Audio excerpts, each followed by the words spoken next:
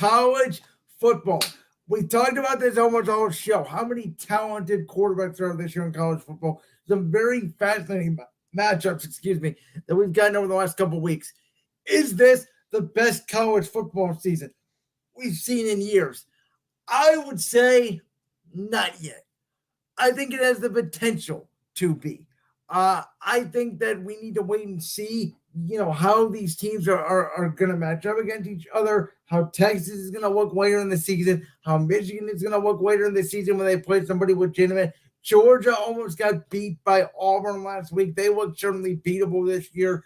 So there's a lot of talent out there. I think it's very good for the sport of college football that we have good teams out west. We have good teams in the Midwest. We have good teams down south. We don't have, Alabama, Clemson, Oklahoma, and Ohio State seemingly every year in the college football playoff. We could have 2 to 3 new teams potentially in the playoff this year. I think USC is certainly destined. The winner of Michigan, Ohio State is probably going to get in unless somebody's, falls at that point. And I imagine Georgia, more than likely, just because of how talented they are probably going to get in. So we're going to have one spot. And again, whether that goes to Ohio State, whether it goes to Penn State, whether it goes to Oregon, whether it goes to Washington, I think that's the fun that we have now is we have more teams that are more viable for the 4th number spot in that college football playoff. And I'll say this, if somehow, some way, they do not lose a game the rest of the way, and I think you know who I'm talking about, Josh, Alabama. If they get in there and they play Georgia in the SEC championship game and they can beat them, and let's say Georgia's undefeated and Bama has one loss and Bama wins, Bama's going to get in. So we may sit here right now and say, we're going to probably have different teams. We don't know that yet. There's still a lot of football to be played, but it's been a fun, entertaining season just because of the quality of quarterbacks that we have. Yes, which you're talking about Ohio State. Ohio State's about to enter a really tricky 4-game stretch. This weekend, they host Maryland. They will kill them at home. Okay. At home, they'll kill them. Okay. Then next week, they're at Purdue. They'll kill them. Purdue has upset them before. In the past with Urban Meyer and not as much of a talented Ohio State team. Knowing that Penn State is on the horizon, they'll beat Purdue. Okay. You say after that, they have Penn State at home. That's the tricky game. That's the game. And then the week after that, the Buckeyes have to go to Madison, Wisconsin. And that's the tricky game. Those two right there, because playing in Wisconsin is hard. It's not as hard as playing in Purdue. I'm sorry. Purdue's not that good. Unless Ohio State just looks at Penn State, they'll take care of Purdue.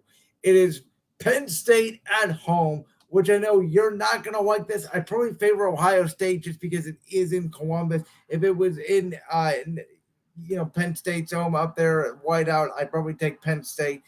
The tricky game, and Wisconsin's not very good, but Wisconsin always plays Ohio State well.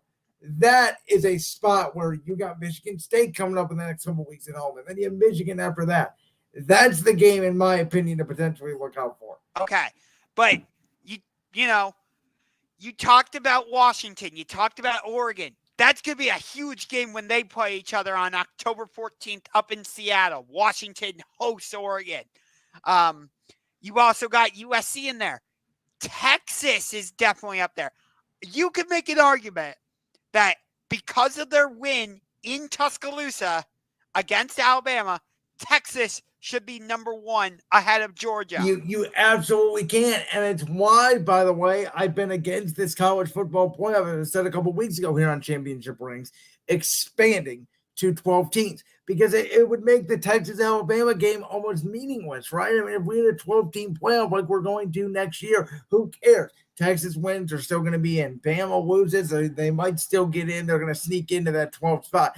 Now it's like you lose one game like the Ohio State-Michigan game. We all know it's coming. We all know it's going to be a situation where it's 2 versus 3 or 2 versus 4 or something like that. We all know the loser's probably going to be out. Yeah.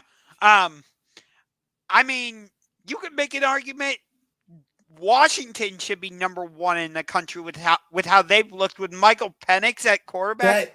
That kid is phenomenal. By the way, he's already better than Geno Smith, but what the hell do I know? We're not talking about that, but still, here's what I'll do. While I don't agree, I understand your argument and I will entertain it. Is that fair? Cool. Entertain what? What argument? Anyway, I'm just gonna ignore that comment. Anyway, so yes, you have USC, you've got Washington, Oregon. What conference are they coming to? Oh yeah, the Big Ten. I can't wait for all of them to join the Big Ten. No more cupcake schedule in September, hopefully. I can't wait. With the day I found out Oregon and Washington were joining the Big Ten, I went crazy. I was so freaking excited. Think about some of those matchups we're going to get. Washington, Wisconsin, Washington against Michigan, Washington against Penn State, Washington against Ohio State, USC, Wisconsin, USC, Michigan, USC, Penn State, USC, Ohio State. You get my point. I can't wait for those three teams to join the Big Ten. That's nothing against UCLA, but right now, I can't definitively say Georgia is the number one team in the country. I know they're the back-to-back national champions. I get it. But I can't say that they're definitively right now they're the number one team. And one team you forgot to mention, they went into Death Valley and came out with the win on the road in overtime, led by quarterback Devin Travis and head coach Mike Norvell. Those Florida State Seminoles. Florida State. I don't think they're very good. I don't think they're very good. The Florida State Seminoles are legit. You're making a mistake by dismissing them. There's no way to me they're going to finish a top 4 team in the country. Okay. Considering that you have Washington, Oregon, USC, Penn State, Georgia, Texas, Ohio State, Michigan, I understand that. So they're irrelevant. I mean, that's the way I look at it. I'm not the biggest fan of college football, but to me, we have 8 teams fighting for 4 spots. The rest of them, who cares? I don't care about bowl games. I may be the only person in the world, like, for example, if your Penn State Nifty Lions this year, which I do think have a great chance to make the college football playoff, but they're going to have to knock off Ohio State and Michigan, if they can do that. But if they don't make the playoff, we're going to go to the Peach Bowl. You know what I'm saying? Who gives a freaking damn about the Peach Bowl? Rest all your good players. Get to the draft. You're just getting money for the school. I don't give a damn about bowl season and the bowl games. They don't mean anything. They don't count for anything. All they are money for the school and for the first-round picks to get injured if they play.